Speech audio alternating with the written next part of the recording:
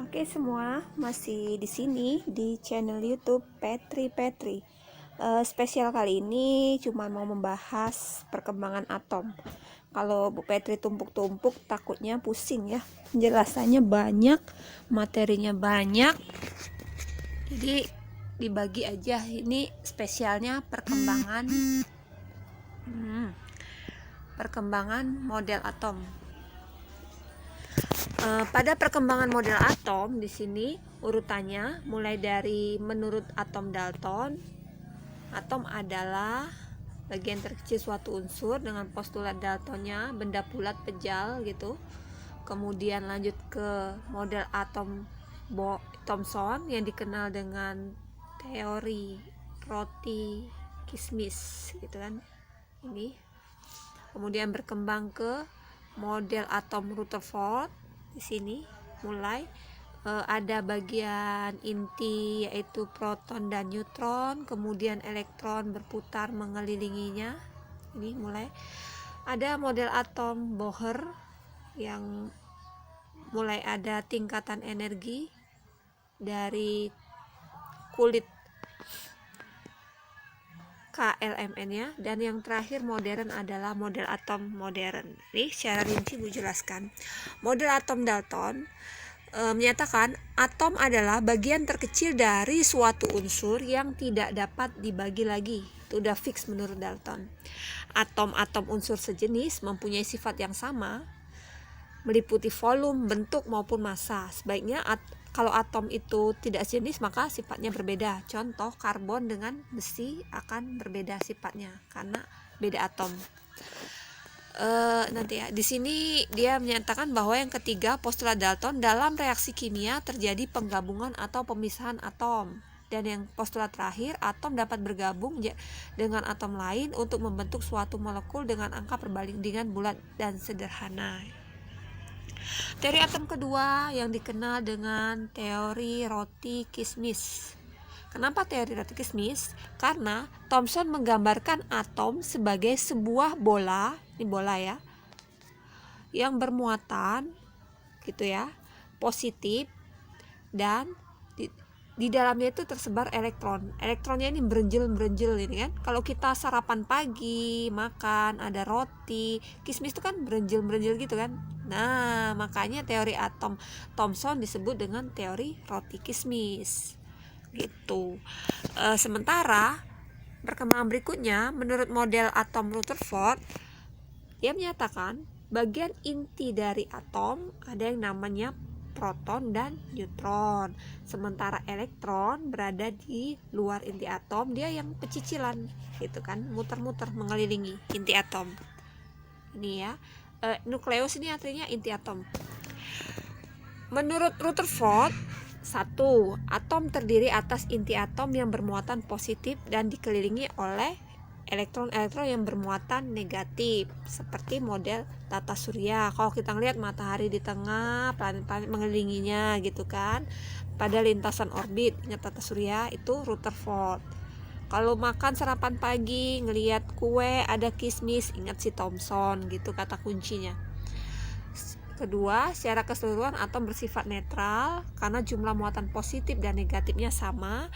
Ketiga, selama mengelilingi inti terbentuk gaya sentripetal pada elektron. Yang keempat, semua proton terkumpul dalam inti atom sehingga inti atom bermuatan positif. Sebagian besar volume atom merupakan ruang kosong. Ini pernyataan dari Rutherford. Teori atom yang berikutnya, model atom teori Bohr, dikemukakan oleh Niels Bohr, menyatakan bahwa inti atom berada di tengah, elektron berputar mengelilingnya, ada kulit, mulai dari kulit K, L, M, N, O, P, Q dan seterusnya gitu ya. Elektron mengelilingi inti atom pada orbital tertentu gitu ya. Ini orbital yang nama lintasan elektron itu yang namanya orbit. Kalau kita lihat tata surya itu kan orbit ya. Selama elektron berada dalam lintasannya, energi elektron tetap sehingga tidak ada energi yang diserap atau dipancarkan. Selanjutnya, elektron yang hanya dapat berpindah dari satu lintasan stasioner ke lintasan stasioner yang lain. Ini lintasan ini ya, kulitnya.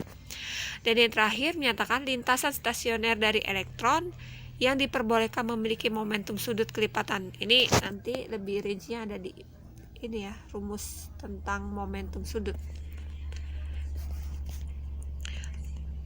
Perkembangan model atom yang terakhir modern itu adalah mekanika kuantum gitu. Di sini menjelaskan bahwa model atom dari sini yang modern menyatakan bahwa beberapa ilmuwan yang mengemukakan ada banyak banget, mulai dari de Broglie, Wolfram-Pauli, Schrödinger, Heisenberg gitu kan.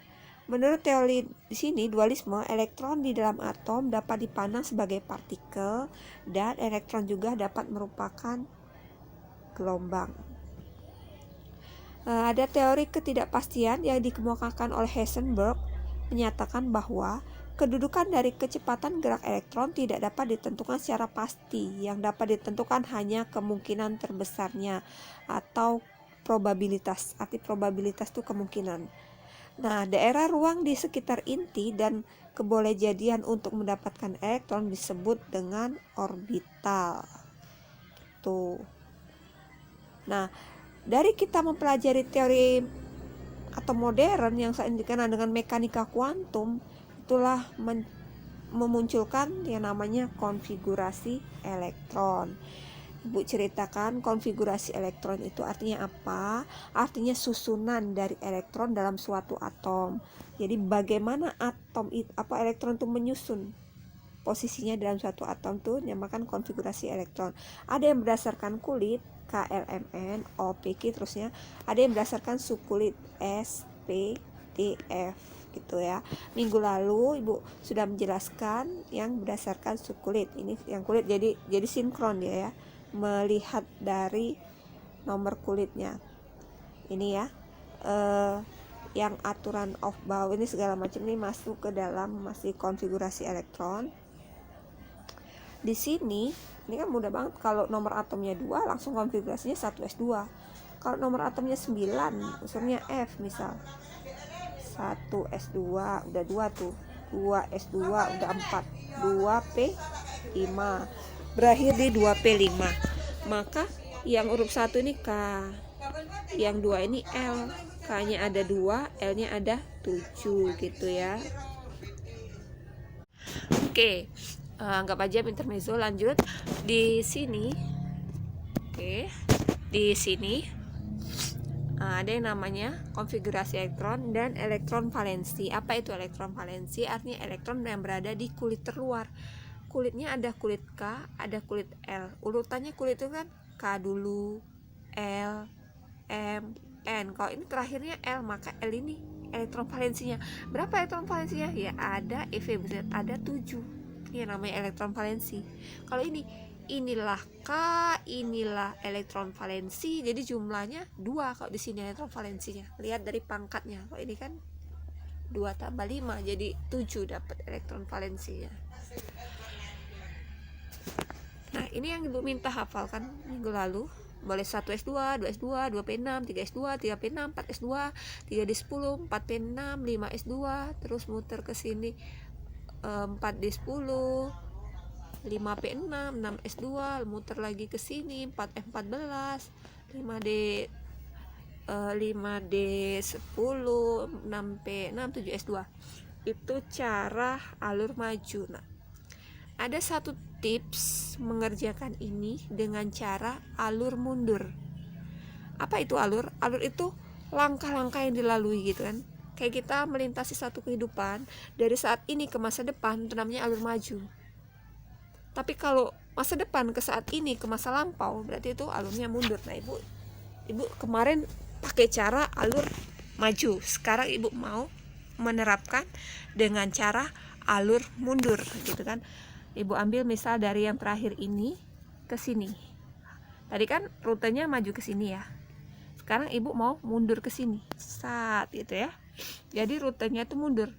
Seperti Ibu nulis huruf Arab ya. Perhatikan.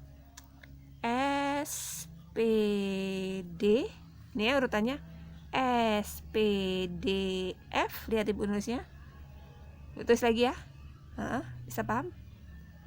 Ini ya rutenya dari sini baru S Gak rata ibu nulisnya nih. P.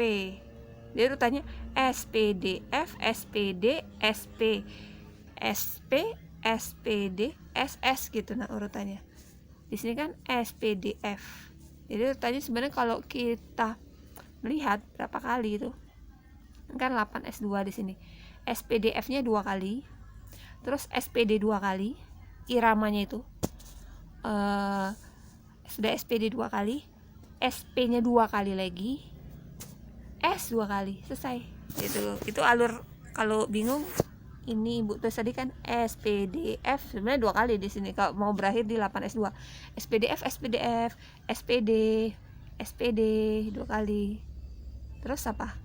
SP, SP, terakhir SS. Nah, urutannya apa? Kalau kita buat di sini 1 S2, 2 S2, 2 P6, 3 S2, 4. Ini kan urutannya. Nah, tinggal dibuat angkanya urutannya. 1 2 S-nya rutin. S yang pertama 1 2 3 4 5. Itu kan?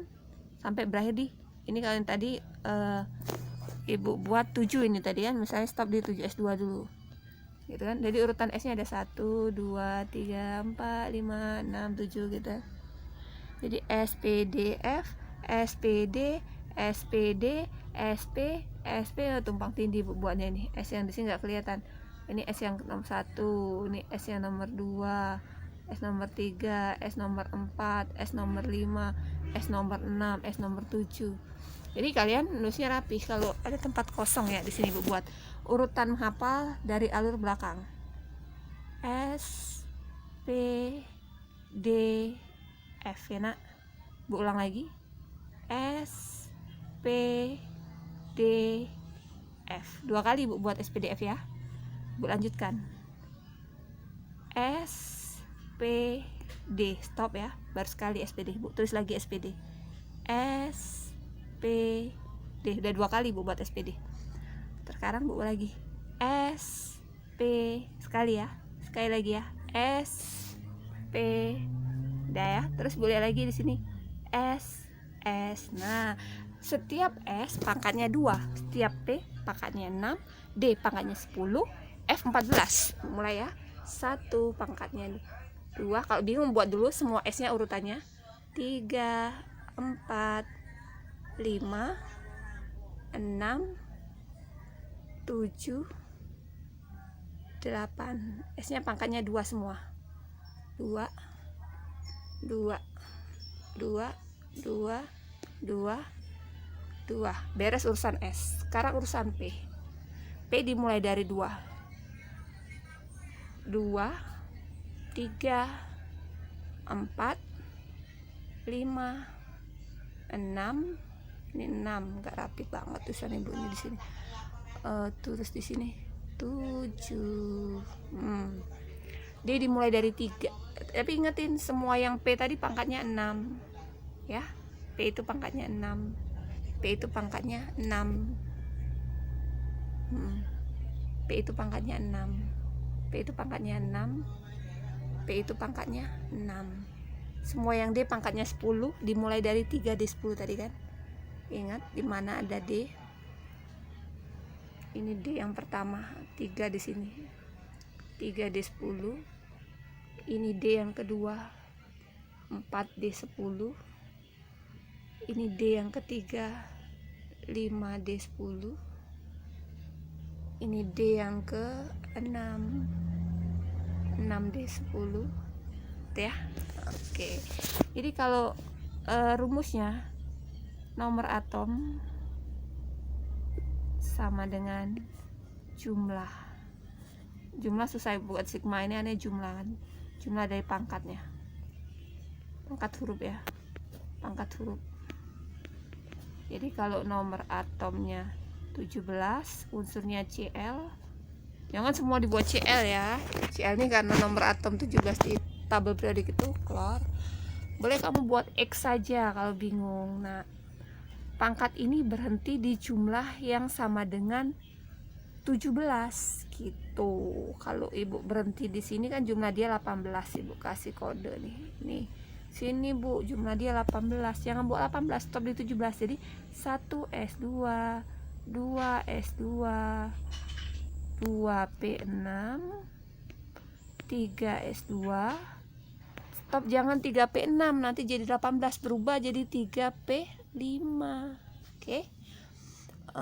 Makanya yang kulit pertama itu K, pangkatnya ada berapa? 2. L, pangkatnya ada berapa? 8. Kok 8 sih, Bu? Ya tambahkan 2 tambah 6. Ini tambahkan 2 tambah 7 gitu. Nah, jadi M-nya sama dengan 7. Stop di sini untuk materi konfigurasi elektron batasnya.